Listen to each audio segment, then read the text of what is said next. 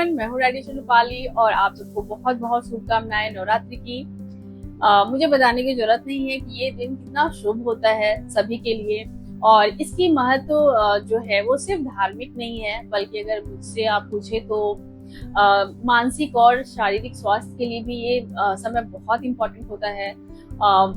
इन दिनों मेरे पास बहुत सारे सवाल आए नवरात्रि जिन्होंने फास्ट रखा है उनसे रिलेटेड। जो सबसे ज्यादा इम्पोर्टेंट सवाल ये आया कि डायबिटिक जो लोग होते हैं जिनको दिन भर में बहुत बार खाना खाना होता है, वो नवरात्रि रख सकते हैं कि नहीं। हालांकि जिनको रखना था वो उन्होंने रखा भी, बहुत लोगों को मैंने मना भी किया।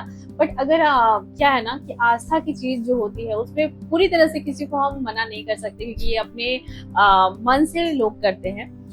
बट हाँ, कुछ चीजों का ध्यान रखना बहुत जरूरी हो जाता है इस समय, ताकि आपको किसी भी तरह का कॉम्प्लिकेशंस ना हो। ये वीडियो उनके लिए है, खास करके जिनको किसी भी तरह का हार्मोनल इम्बैलेंस का प्रॉब्लम है, जैसे थायराइड, हाइपरटेंशन या फिर किसी भी तरह का मेटाबॉलिक कंडीशन जैसे कि ओबेसिटी, बहुत ज्यादा वजन, डायबिटीज, कुछ ऐसा। बट वो नवरात्रि करना चाहते हैं, आप जरूर करें। लेकिन मैं आपको ये बताना चाहती हूँ कि जो ये फास्टिंग है ना, फास्टिंग का हर एक इंसान पे अलग अलग इफेक्ट होता है।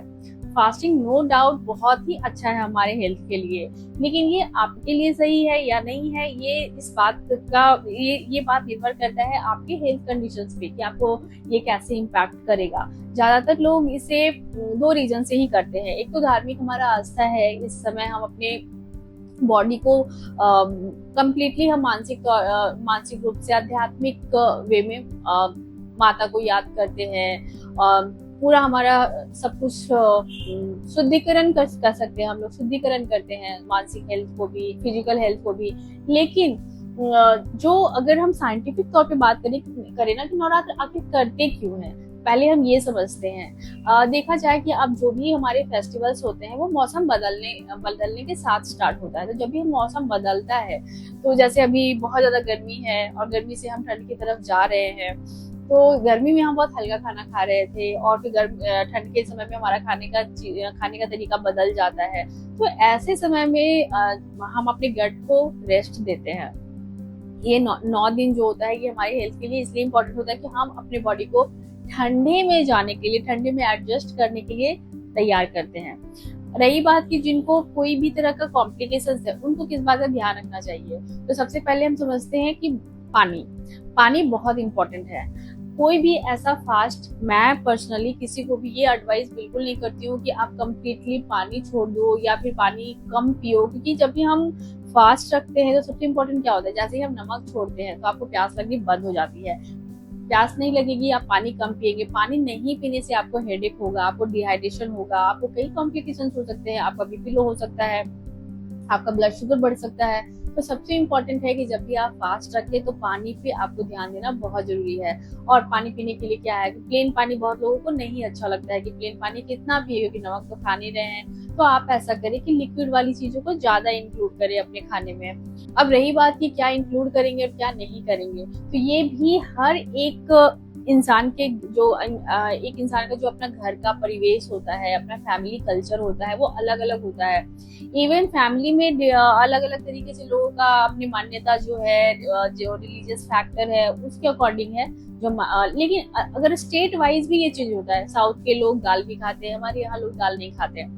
बहुत सारे लोग जो है वो फ्रूट्स इंक्लूड करते हैं, बहुत सारे लोग अनाज इंक्लूड करते हैं, सेंधा नमक पे रहते हैं, बहुत सारे लोग सेंधा नमक भी नहीं खाते हैं, अनाज भी नहीं खाते हैं। तो पानी पीना, अगर आप पानी नहीं पी रहे हैं, अच्छा नहीं लग रहा है, तो आप नारियल पानी ले सकते हैं, आप नींबू पानी ले सकते हैं, आप किसी तरह का सूप बना के ले सकते हैं। वो सारी चीजें जो आपका परमिटेड है। लाइक आप गाजर ले ही सकते हैं, चुकंदर ले ही सकते हैं फास्ट में। अब इसके साथ ही आप डेयरी प्रोडक्ट्स ले सकते हैं, जिससे आपको एनर्जी मिलेगा, कैल्शियम मिलेगा, आपको हमेशा प्रोबायोटिक रहेगा, गट के लिए भी अच्छा है। तो आप अनसॉल्टेड बटर मिल्क ले सकते हैं, थोड़ा गुड़ के साथ आप लस्सी बना के ले सकते हैं। तो ये बहुत ही हेल्दी ड्रिंक है। इसके साथ ही आप शेक बना के ले सकते हैं। शेक में आप एप्पल का ही बना सकते हैं, बनाना का ही बना सकते हैं। अगर आपको लैक्टोज इंटॉलरेंस का प्रॉब्लम नहीं है तो आप दूध के साथ भी ले सकते हैं। तो ये आपका एक बहुत ही अच्छा है जिसमें आपको एनर्जी मिल जाता है, और ड्रिंक फॉर्म में जब आप लेते हैं चीजों को तो उससे आपका बॉडी हाइड्रेट रखता है। सो अगर आप फास्टिंग कर रहे हैं तो आपको अपने बॉडी को हाइड्रेट रखना अच्छी तरीके से बहुत जरूरी है। अब बात करते हैं अनाज के बारे में। आपके खाने में अगर आपके फास्ट में अनाज इंक्लूडेड है तो अनाज को जरूर इंक्लूड करिए। जैसे समक का राइस बहुत ही ज्यादा हेल्दी है, फुटकी बहुत ज्यादा हेल्दी है, कुट्टू का आटा वो भी आप एक बार इंक्लूड कर सकते हैं। तो एमरेंथ का जो फ्लावर है, राजगीरा जिसको बोलते हैं, इसकी आप रोटी खा सकते हैं, आप इसका ढोकला बना सकते हैं, आप चीला बना सकते हैं, सेंधा नमक के साथ आप उपमा बना सकते हैं। तो एक बार दिन भर में अनाज जरूर इंक्लूड करें ताकि आपका बीपी लो ना हो और आपका मेटाबॉलिज्म अच्छा रहे। फ्रूट्स जो फल, सीजनल जो भी फल है वो हमारे लिए अच्छे होते हैं। जैसे सीजन बदलता है तो सीजन के साथ ना हमारे पास, आप गौर करोगे कि हमारे आसपास वही फल मिलते हैं जो सीजन के साथ हमें जरूरत होती है। तो जैसे सीजन बदलता है तो जो सीजन हमारे पास आता है, फल जो आता है सीजन के साथ, उसको आप आंख बंद करके खाएं, कोई प्रॉब्लम नहीं। अब रही बात कि हम कौन सा फल खाएंगे नहीं खाएंगे, तो वो आपके पर्सनल डिजीज पे डिपेंड करता है। जैसे आप डायबिटिक हो तो डायबिटिक में कौन सा फ्रूट आपका लो ग्लाइसेमिक इंडेक्स वाला है, जैसे कि एप्पल है, पोमेग्रेनेट है, पपाया है, ये सब आपको ज्यादा शामिल करना है। और जिसका ग्लाइसेमिक लोड और ग्लाइसेमिक इंडेक्स ज्यादा है, जैसे केला है, आम है, तो आम तो खैर इस सीजन में होता नहीं है, चीकू होता है, तो इसको आपको कम रखना है। लेकिन ऐसा बिल्कुल नहीं है कि आप बिल्कुल नहीं खा सकते, क्योंकि दिन भर आप चावल रोटी सब कुछ बंद है आपका, आप खाना खा ही नहीं रहे हो और सिर्फ फास्ट कर रहे हो। तो फास्ट में मैं आपको बोलूंगी कि आप केला जरूर लोगे, क्योंकि केला पोटेशियम का बहुत अच्छा सोर्स है। और पोटेशियम जो होता है ना, वो आपके नर्व को अच्छा सर्कुलेशन में हेल्प करता है, मेंटेन रखता है। और ब्लड पोटेशियम आपके नर्व जो मसल क्रैम्प होते हैं ना फास्टिंग में, उसमें आपको बहुत हेल्प करेगा, भूख नहीं लगने देगी, आपका मूड अच्छा रहेगा, क्योंकि मैग्नीशियम भी बहुत अच्छा होता है। तो केला बहुत अच्छा है आपके फास्ट के समय में। तो फ्रूट्स में ऐसा कुछ भी नहीं है कि कौन सा फ्रूट्स आपको खाना चाहिए, कौन सा फ्रूट्स नहीं खाना चाहिए। अब आते हैं वेजिटेबल्स में।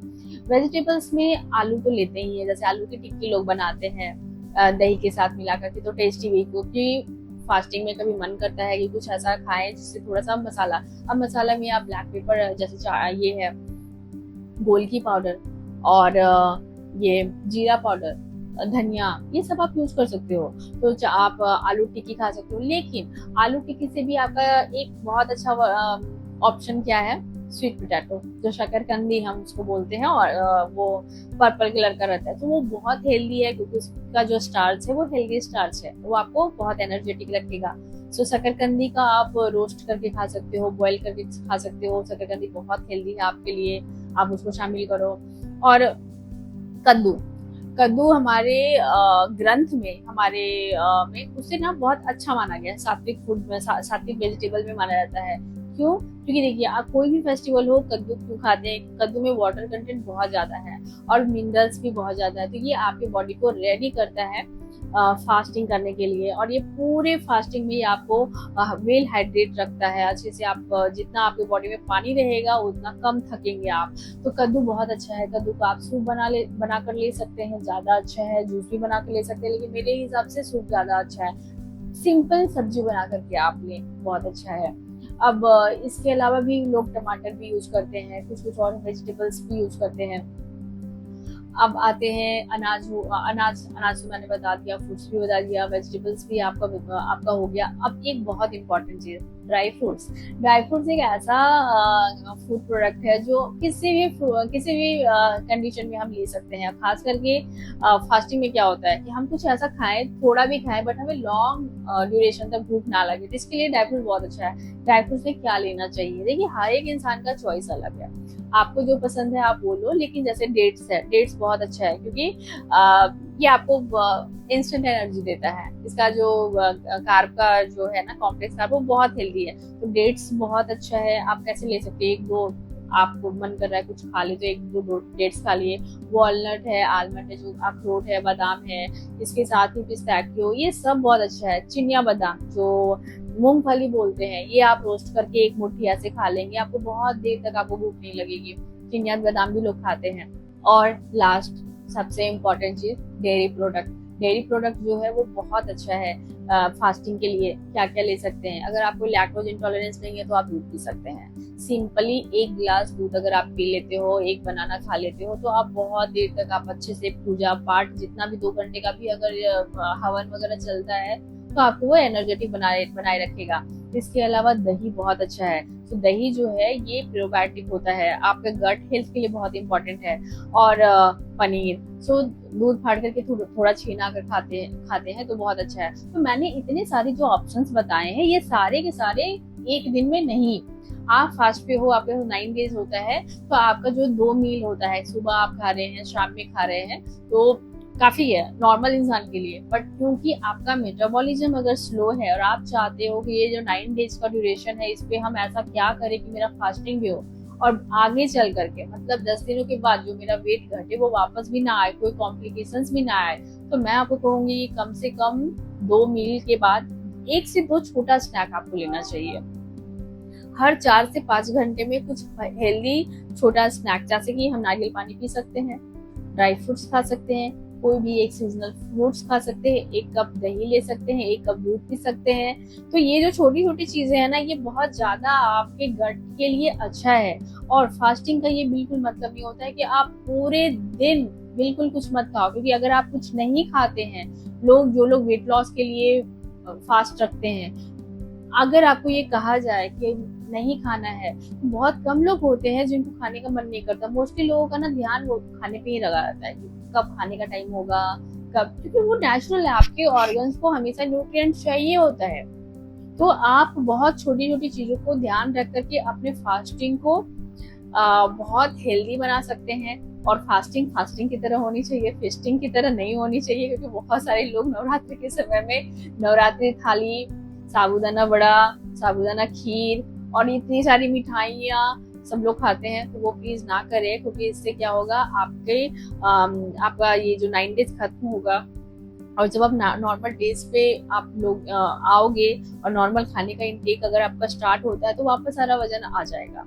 सो और हाँ, घी एक चीज मैं मिस कर रही थी, घी बहुत अच्छा है आपके लिए फास्टिंग के समय में। घी हमारे मेटाबॉलिज्म को बहुत अच्छा रखता है और पूजा पाठ ही नहीं, ये हमारे ओवरऑल हेल्थ के लिए बहुत अच्छा है। सो घी को कैसे लेना है, अगर आप खाली पेट सुबह लेते तो ये आपके मेटाबॉलिज्म को बहुत अच्छा रखता है। बहुत सारे लोग भूखे रहते हैं, लंबा टाइम हो जाता है 10-12 बजे तक वो लोग पूजा करके, तो ये जो रात भर जगना, रात भर का 8 घंटा और सुबह का 4 से 5 घंटे का टाइम जो होता है, ये आपके मेटाबॉलिज्म को और स्लो करता है। तो अच्छा है कि अगर आपको ऐसा होता है तो सुबह सुबह उठ करके या तो आप 1 फ्रूट्स खा लो, 1 चम्मच घी खा लो, थोड़ा सा ड्राई फ्रूट्स खा लो। अब बाकी पूजा पाठ करने के बाद आप, जैसे मैंने बताया कि थोड़ा थोड़ा आपको कुछ कुछ खाते रहना है। और हाँ, फास्टिंग का मतलब ये भी नहीं होता है कि आप कंप्लीट फास्ट पे हो तो कंप्लीट रेस्ट पे रहो। आप जितना फिजिकली एक्टिव रहेंगे उतना शुगर मेंटेन रहेगा, बीपी मेंटेन रहेगा, वेट लॉस होगा। तो कोशिश करें कि थोड़ा सा फिजिकली एक्टिव रहें। तो आज के लिए इतना ही। आप सभी को नवरात्रि की बहुत बहुत शुभकामनाएं। फिर मैं मिलती हूँ आपसे नेक्स्ट वीडियो में। Thank you.